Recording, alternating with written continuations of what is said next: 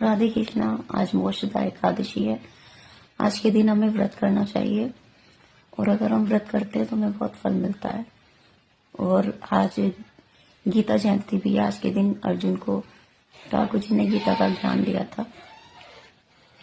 तो अगर हम अपने जीवन में गीता पढ़ते हैं आज के दिन और अपने पितृगण को गीता पढ़ने के बाद समर्पित करते हैं तो उनको मोक्ष की प्राप्ति होती है। हमारे ठाकुर जी ऐसा कहते हैं। तो इसलिए आज के दिन हमें गीता जरूर पढ़नी चाहिए, क्योंकि आज गीता जयंती भी है। और 14वां अध्याय में शुरू कर रही हूँ मद्भागवत का। राजा वेणु और उनके पुत्र अखंड की कथा। मैत्रेय जी ने कहा, संसार का कल्याण चाहने वाले उन वीरावादी भगवादी मुनियों ने राजा के रहने पर बेन को पृथ्वी का राजा बनाया। तब अत्यंत कठिन शासन करने वाले बेन को राजा हुआ सुनकर सारे चोर जैसे सर्प के वैसे मुशरक छिप जाते हैं, वैसे छिप गए उसके नाम सुन के। राज सिंहासन को पाकर 8 लोकपालों के ऐश्वर्य से उखल होकर अपने मुख अपनी प्रशंसा करता हुआ पूज्यों का अनादर करने लगा और अंकुश से रहित मत वाले हाथी की तरह अभिमानी वह रथ में बैठकर पृथ्वी तथा आकाश को कंपित करता हुआ घूमने लगा। कहने लगा, हे ब्राह्मणों, आप लोग कहीं यज्ञ करें, ना दान करें, ना हवन करें, मतलब आप कुछ भी नहीं करोगे। प्रजा को कहने लगा वो। तब मुनि लोग दुष्ट बेन के इस अत्याचार को देखकर एकत्रित होकर संसार के दुख का विचार करते हुए कृपा पूर्वक ये कहने लगे कि इस समय संसार को राजा तथा चोर दोनों ओर से, जैसे दोनों ओर से चलती हुई लकड़ी के बीच में स्थित चींटी को कष्ट हो, वैसे ही बड़ा संकट प्राप्त हुआ। अराजकर्ता के वैसे अयोग्य रहने पर भी इसे राजा बनाया, परंतु आज इससे भी भय उत्पन्न हो रहा है। हमने इसे राजा बनाया, लेकिन हमें ही इससे डर लग रहा है। प्रजा बोली, अब मनुष्यों का कल्याण कैसे होगा? जैसे दूध पिलाकर सबका पालन करता है, जैसे दूध पिलाकर हम सांप को पालते हैं, करने वाले को भी अनर्थदायक होता है, वैसे सुनीता के पुत्र बेन स्वभाव से ही दुष्ट है। जैसे सांप को हम दूध पालकर बड़ा करते हैं और फिर वो हमें ही नुकसान देता है, ऐसा प्रजा कह रही थी। और आज वह अनर्थदायक हो रहा है, क्योंकि प्रजा पालन में हम ही लोगों से प्रजा पालक नियुक्त किया गया। वह प्रजाओं का सिंहासन सहार कर रहा था, फिर भी हम लोग इसे शांत करना चाहते हैं, जिससे हम लोगों को इसका पाप तो ना लगे। राजा बेन दुराचारी है, ऐसा जानते हुए भी हम लोगों ने इसे राजा बनाया।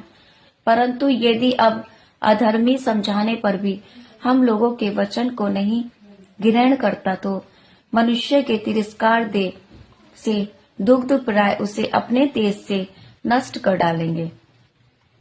इस प्रकार निश्चय कर मुनि लोग अपने क्रोध को छिपाकर बेन के पास जाकर शांति पूर्वक वचनों से समझाकर उससे कहने लगे, हे राजन, हम लोग तुम्हारी आयु, लक्ष्मी, बल तथा कीर्ति को बढ़ाने वाले जिन वचनों को कहते हैं उन्हें तुम सुनो।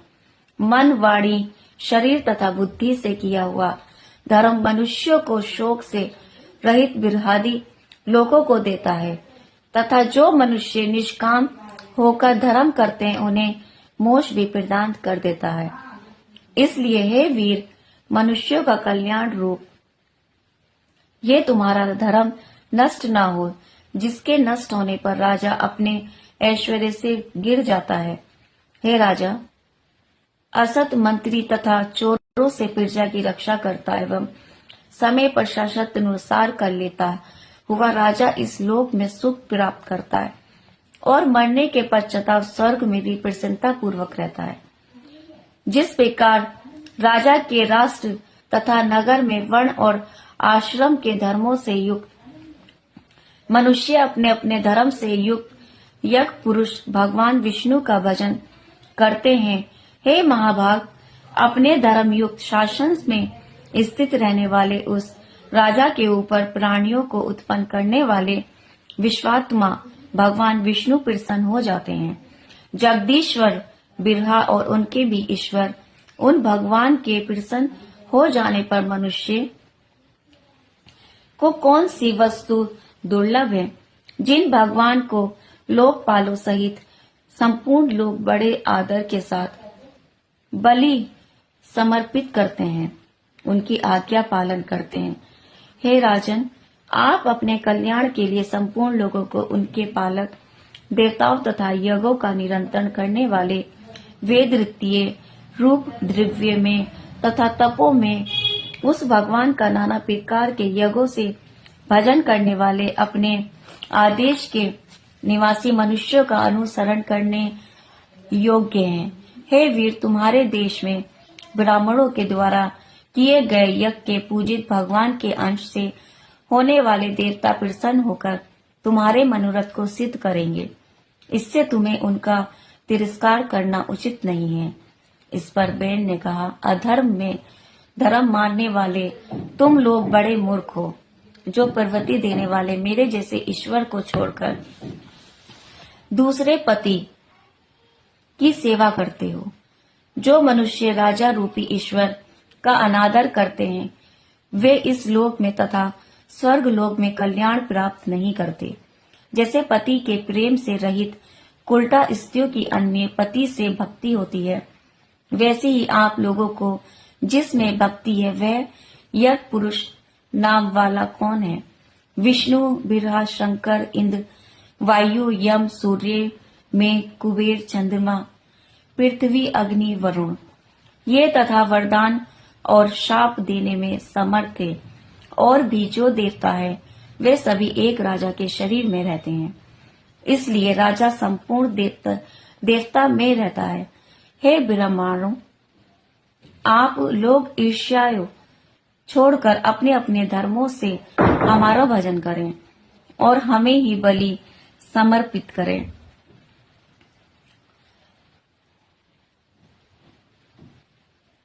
क्योंकि मुझसे अन्य दूसरा कौन सा पुरुष आराध्य है? मैत्रेय जी ने कहा, इस प्रकार विपरीत बुद्धि, कुमार, गामी, अत्यंत पापी उसने समझाने वाले पर भी उनकी प्रार्थना स्वीकार नहीं की, क्योंकि उसका पुण्य नष्ट हो चुका था। जब उसका सब कुछ नष्ट हो गया, विनाशकालीन विपरीत बुद्धि होगी, तभी तो वैसी बात कर रहा है। तब अपने को पंडित मानने वाले बेन से अपमानित हुए उन ब्राह्मणों ने अपनी श्रेष्ठ प्रार्थना के भंग को जाने पर सब उसके ऊपर क्रोध करते हुए बोले, स्वभाव से ही कठोर इस पापी को मार डालो। यदि यह जीवित रहा तो सारा संसार नष्ट कर डालेगा। निर्जल, दुराचारी, यह यज्ञ प्रवर्तक तथा रक्षक भगवान विष्णु की निंदा करता है। ये श्रेष्ठ राज सिंहासन के योग्य नहीं है। जिस भगवान की कृपा से ऐसे राज्य रूप ऐश्वर्य को इसने प्राप्त किया, उन भगवान की इस पापी ने वेन को छोड़ और दूसरा कौन सा निंदा करेगा? इस प्रकार उसे मारने का निश्चय कर ऋषिगण अपने छिपे हुए क्रोध को प्रकट करते हुए पहले ही भगवान की निंदा करने से यज्ञ प्राय इस बेन को अपने ही कुकर्ण ढारों से मार डालो। तदंतर मुनियों के अपने अपने आश्रम में चले जाने पर उनका शोक करने वाली सुनीता ने अपने पुत्र के उस शरीर को वृद्धा योग से रक्षा की। एक समय वे मुनिगण सरस्वती नदी के जल में स्नान कर तथा अग्नि में हवन करके उसी नदी के तट पर बैठे हुए भगवान विष्णु की कथा कहने लगे। इस समय मनुष्यों को भय देने वाले बड़े बड़े उत्पादों को देखकर कहने लगे, कहीं तुम अनाथ पृथ्वी का चारों ओर से कल्याण तो ना होगा। इस प्रकार ऋषिगण विचार कर रहे थे।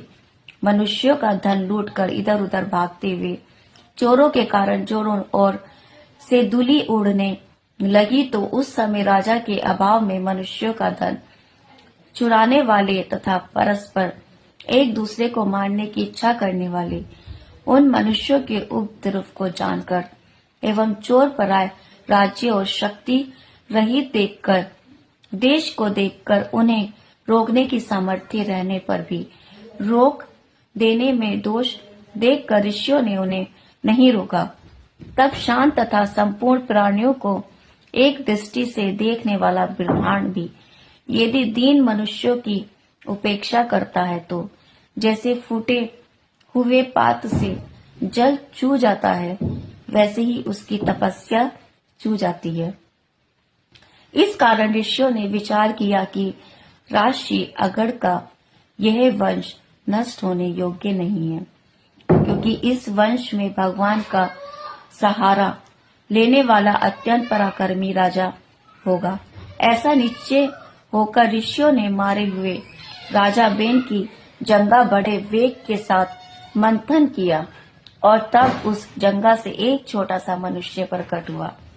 वह काग के समान काले रंग का था, जिसके हाथ पांव आदि और सब अंग छोटे छोटे थे।